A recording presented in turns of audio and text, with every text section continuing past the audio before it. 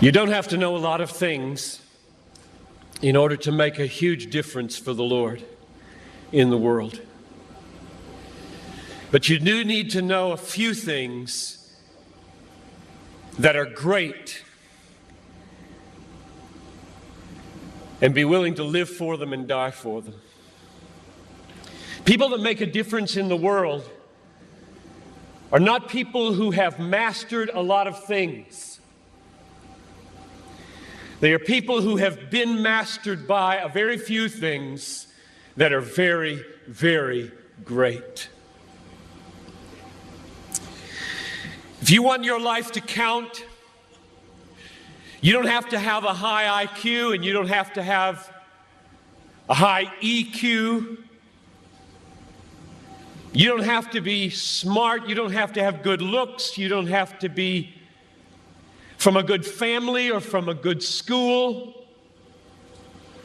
You just have to know a few basic, simple, glorious, majestic, obvious, unchanging, eternal things and be gripped by them and be willing to lay down your life for them, which is why anybody in this crowd can make a worldwide difference, because it isn't you.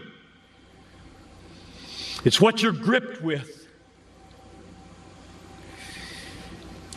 But one of the really sad things about this moment right now is that there are hundreds of you in this crowd who do not want your life to make a difference. All you want is to be liked. Maybe finish school, get a good job, find a husband or a wife, a nice house, a nice car, long weekends, good vacations, grow old healthy, have a fun retirement, die easy, no hell. And that's all you want. You don't give a rip whether your life counts on this earth for eternity. And that's a tragedy in the making. That is a tragedy in the making. About 3 weeks ago, we got news at our church that Ruby Eliason and Laura Edwards were killed in Cameroon. Ruby Eliason, over 80, single all her life, a nurse, poured her life out for one thing: to make Jesus Christ known among the sick and the poor in the hardest and most unreached places. Laura Edwards, a medical doctor in the Twin Cities, and then in retirement, partnering up with Ruby, also pushing 80, and going from village to village in Cameroon. And the brakes give way. Over a cliff they go, and they're dead instantly. And I asked my people, is this a tragedy?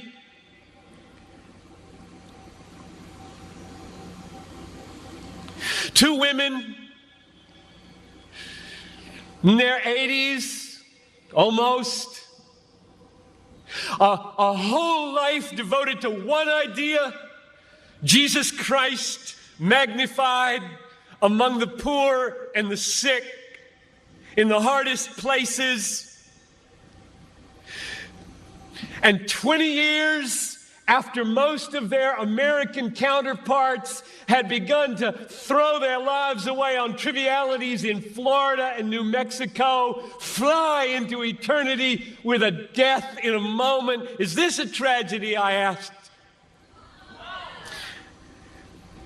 It is not a tragedy. I'll read you what a tragedy is.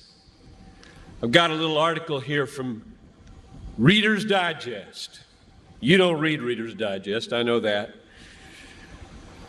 But there is a generation who does. This is a tragedy. Title of the article, Start Now, Retire Early. February 1998. Bob and Penny took early retirement from their jobs in the Northeast 5 years ago when he was 59 and she was 51. Now they live in Punta Gorda, Florida, where they cruise on their 30-foot trawler, play softball, and collect shells. That's a tragedy. That's a tragedy, and there are people in this country that are spending billions of dollars to get you to buy it. And I get 40 minutes to plead with you, don't buy it. With all my heart, I plead with you, don't buy that dream. The American dream. A nice house, a nice car, a nice job, a nice family, a nice retirement, collecting shells.